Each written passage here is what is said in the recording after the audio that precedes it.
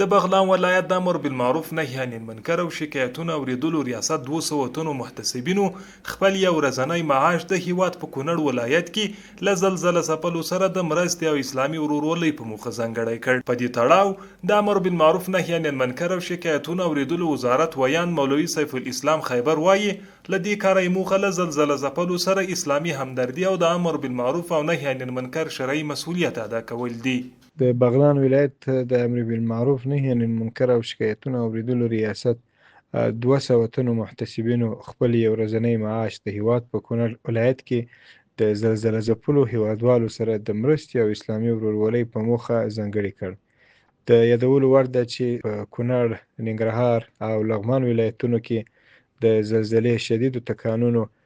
په پراخه کچه ځاني او مالي تلفات اړولي دي. د محتسبینو دغه کړنه دا جوتوي چې یوازې داسې نه چې دوی د خلکو د اخلاقي او دیني اړخ ته سمون او د دوی د اصلاح په مجال کې هڅه او کوشش کوي، بلکې په هر هغه لاره چې د دوی د توان او توفیق برابر وي کولی شي د هیوادوالو سره په ټولو مجالاتو کې خپل توانمندي او خپل همکاري شریکه کړي. بلخوا د یاد ولایت ځایي اوسیدونکي د محتسبینو دا کړنه ستایي او زیاتوي چې داسې کړنې په ټولنه کې د اسلامي همکارۍ او له مسلمانانو سره د مرستې احساس ژوندی ساتي